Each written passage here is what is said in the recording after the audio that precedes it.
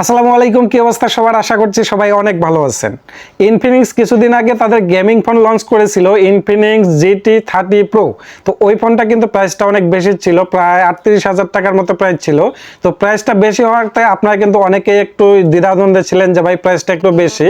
তো তাদের জন্য ভাই একটা সুখবর হলো, ইনফিনিক্স কিন্তু তাদের আরেকটা গেমিং ফোন লঞ্চ করলো, ইনফিনিক্স GT30। তো এই ফোনটা একদম রিজনেবল প্রাইসে তারা লঞ্চ করছে এবং এটা কিন্তু খুবই পাওয়ারফুল একটা প্রসেসর দিয়েও তারা লঞ্চ করছে। বিশেষ করে যারা গেমার আছেন, গেমিং করতে ভালোবাসেন, তাদের জন্য একটা বেস্ট ডিল হবে এই ফোনটা। তো এই ফোনটাতে আরো কি কি ব্যবহার করছে, এটা পারফরমেন্স মূলত কেমন হতে পারে, এটার ফুল স্পেসিফিকেশন নিয়ে কথা বলবো আজকে আপনাদের সাথে। তো আপনার কাছে একটাই অনুরোধ থাকবে, আপনারা যদি আমার চ্যানেলে নতুন হয়ে থাকেন অবশ্যই বলবো আমার চ্যানেলটা সাবস্ক্রাইব করে আমার পাশেই থাকুন। তো চলুন কথা না বাড়িয়ে মূল ভিডিও শুরু করা যাক। আচ্ছা, প্রথমে আসি ফোনটা ডিজাইনের কথা। দেখুন, ডিজাইনটা যেই ইনফিনিক্স GT30 Pro যে ফোনটা ছিল সেম ওই ডিজাইনটাই করা হয়েছে এবং ডিজাইনের কিন্তু কোনো পার্থক্য নেই এবং পিছনের যে লাইটের গেটআপগুলো ছিল সেগুলো ওইরকমই রাখা হয়েছে এবং কি গেমিং করার জন্য যে ডেডিকেটেড বাটনগুলো ছিল সেই দুইটা বাটন কিন্তু এই ফোনটাতে পেয়ে যাচ্ছেন। তো ডিজাইন নিয়ে আসলে নতুন করে কোনো কিছু বলার নেই, ওই সেম ডিজাইনটা এখানে করা হয়েছে। এই ফোনটার থিকনেস ব্যবহার করেছে 8 mm, এটার ওয়েট ব্যবহার করেছে 187 গ্রামের মতো। তো ওয়েট ব্যালেন্সটাও ভালো এবং এটা গেমিং ফোন যেহেতু, তো গেমিং একটা ভেইবও কিন্তু আছে এই ফোনটাতে। এই ফোনটাতে পাচ্ছি IP64 এর মতো রেটিং, যেটা হালকা পাতলা পানি বা ধুলাবালি থেকে আপনাকে অনেকটাই সেভ রাখবে। তো অবশ্যই এখানে আরেকটু বেটার রেটিং ব্যবহার করার দরকার ছিল, অবশ্যই এখানে A68 অথবা 69 ব্যবহার করতে পারতো, কারণ এই বাজেটের মধ্যে কিন্তু বর্তমান সব কোম্পানিগুলো 68 বা 69 দেওয়ার চেষ্টা করতেছে। এবং এই ডিসপ্লেটাতে কিন্তু তারা ব্যবহার করছে 6.78 ইঞ্চের একটা অ্যামোলেড ডিসপ্লে, যেটাতে 144 হার্জ রিফ্রেশ রেট ব্যবহার করছে এবং এখানে কিন্তু এই ডিসপ্লেটা কিন্তু 1.5K রেজুলেশনের একটা ডিসপ্লে। তো অবশ্যই বুঝতে পারতেছেন ডিসপ্লেটা কোন লেভেলের হবে এবং 144 হার্জ রিফ্রেশ রেটে থাকাতে স্ক্রলিং করে এবং গেমিং করে একটা স্মুথ পারফরমেন্স পাওয়া যাবে। এবং এইটাতে কিন্তু 1600 নিট ব্রাইটনেস তারা ব্যবহার করছে, যেটা ইনডোর এবং আউটডোরে অনায়াসে আপনি ব্যবহার করতে পারবেন, কোনো রকমের প্রবলেম আপনাকে ফেস করতে হবে না। এবং এই ডিসপ্লেটা প্রোটেকশন হিসেবে ব্যবহার করছে তারা কোর্নিং গোরিলা গ্লাস 7i। তাই প্রোটেকশন বিষয়টা একদম ভালো লাগছে আমার কাছে, কারণ এই প্রোটেকশনটা আপনার ডিসপ্লেটা কিন্তু অনেকটাই সেভে থাকবে। আপনি যদি হাত থেকে পড়ে যায় তারপরে কিন্তু এই ডিসপ্লেটা সহজে নষ্ট হওয়ার পসিবিলিটি একটি কম থাকবে। এবং এই ডিসপ্লেটা নিচের দিকে বা একদম নিচের দিকে না, একটু মাঝখানে আপনারা পেয়ে যাবেন, নিচের থেকে একটু উপরে এটাতে পাবেন আন্ডার ডিসপ্লে ফিঙ্গারপ্রিন্ট সেন্সরটা। এটা কিন্তু মোটামুটি ফাস্ট অ্যান্ড একুরেটি পাবেন আপনারা এখানে। তো ডিসপ্লেটা ওভারঅল সেই লেভেলে একটা ডিসপ্লে হবে, এটা নিঃসন্দেহে বলা যায়, এবং কালার কোয়ালিটি অনেক ভালো হবে, কারণ এখানে 1 বিলিয়ন কালারের সাপোর্ট থাকছে এই ডিসপ্লেটাতে।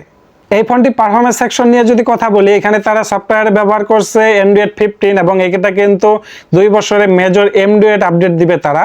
তো এটা কিন্তু তাদের নিজস্ব সফটওয়্যার তারা ব্যবহার করছে, XOS ব্যবহার করছে এখানে 15। তো এই সফটওয়্যার এক্সপেরিমেন্টটা আসলে মোটামুটি ভালো হবে। আপনি যে একবারে সেই লেভেলের একটা সফটওয়্যার এক্সপেরিমেন্ট পাবেন তা পাবেন না, তবে হ্যাঁ আগের চাইতে অনেকটাই রিফাইন করছে বা করবে। আর এখানে যেহেতু আপডেটও দিবে, 2 বছরের মেজর আপডেট দিবে, এই জন্য আপডেটের ঝামেলা কিন্তু থাকছে না। আমরা কিন্তু 17 পর্যন্ত এখানে আপডেট পেয়ে যাবো। তো আমার মনে হয় এখানে আরো 2 বছরের মেজর আপডেটটা যদি বাড়ায় দিত তাহলে মনে হয় আমার কাছে ঠিকঠাক মনে হতো, কারণ অন্যান্য কোম্পানিগুলোতে এখানে আসলে বর্তমানে 4 বছরের 5 বছরের পর্যন্ত মেজর আপডেট দেওয়ার চেষ্টা করতেছে।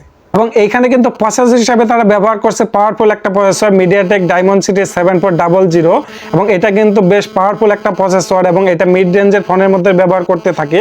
এবং দেখেন যে এখানে কিন্তু 4 ন্যানোমিটার একটা প্রসেসর এটা। তো মোটামুটি আপনি গেমিং থেকে ধরে যাবতীয় কাজ বা সবই করতে পারবেন এবং গেমিংগুলোও কিন্তু আপনি স্মুথ খেলতে পারবেন, আলট্রামোডেও খেলতে পারবেন এবং আপনার কিন্তু কোনো রকমের ল্যাগের দেখা পাবেন না, এবং ল্যাগবিহীন একদম স্মুথ একটা পারফরমেন্স পেয়ে যাবেন গেমিংয়ের দিক দিয়ে। এই ফোনটাতে পারফরমেন্স সেকশনটা আসলে বেটার একটা পারফরমেন্স দিবে আশা করা যায়, কারণ এই ইনফিনিক্স 30 Pro যে ফোনটা ওটাও কিন্তু বেটার একটা পারফরমেন্স দিচ্ছিল। তো আশা করা যায় এখানেও একটা বেটার পারফরমেন্স আপনারা পেয়ে যাবেন। এই ফোনটা তারা লঞ্চ করছে দুইটা ভেরিয়েন্টে, 8GB 128GB এবং 8GB 256GB ভেরিয়েন্টে।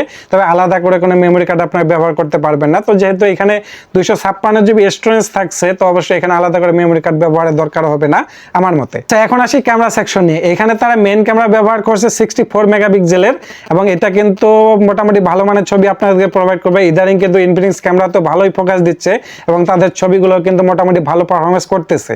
এবং এখানে কিন্তু আলট্রা ওয়াইড ক্যামেরা একটা ব্যবহার করছে তারা, যেটা দিয়ে আপনি পোর্ট্রেট মোডে ছবি তুলতে পারবেন এবং মোটামুটি ভালো মানের ছবি এখানে আপনারা পেয়ে যাবেন। তবে হ্যাঁ, এখানে কিন্তু একটা আপনি ভিডিও রেকর্ডের যে সুবিধাটা, এটা কিন্তু 4K 60 fps পর্যন্ত পাচ্ছেন না, 4K 30 fps পর্যন্ত দিছে। তো আমার মনে হয় এখানে 60 fps ব্যবহার করলে আরো বেটার পারফরমেন্স পাওয়া যেত। এবং এখানে সেলফি ক্যামেরা হিসেবে পাচ্ছি আমরা 13 মেগাপিক্সেল একটা সেলফি ক্যামেরা, এবং এই ক্যামেরা দিয়ে আমরা ভিডিও রেকর্ড করতে পারবো সর্বোচ্চ 4K 30 fps পর্যন্ত। তো ক্যামেরা কোয়ালিটি ভালো হবে। ভিডিও রেকর্ডটা আমার কাছে একটু কমতি মনে হয়েছে, এখানে 60 fps ব্যবহার করলে বেটার মনে হতো আমার কাছে। তো তারপর মোটামুটি ভালো আছে, একবার যে খারাপ বলবো তা না এই বাজেট অনুযায়ী। এখন আসি সর্বশেষ ব্যাটারি সেকশন নিয়ে। এখানে তারা 5500 mAh একটা ব্যাটারি ব্যবহার করছে, যেটা থেকে আপনি এক হাতে 1.5 দিন ব্যাটারি ব্যাকআপ পেয়ে যাবেন। এবং আপনি যদি সবসময় ভারী গেমিং করেন তাহলে হয়তো বা আপনি 6 ঘন্টা ব্যাটারি ব্যাকআপ পেয়ে যাবেন অনায়াসে। এবং এটা চার্জ করার জন্য 45 একটা ফাস্ট চার্জারও তারা দিচ্ছে। তো 45 ওয়াটের ফাস্ট চার্জে আপনার মোটামুটি 1 ঘন্টার উপরে চার্জে লাগিয়ে যাবে।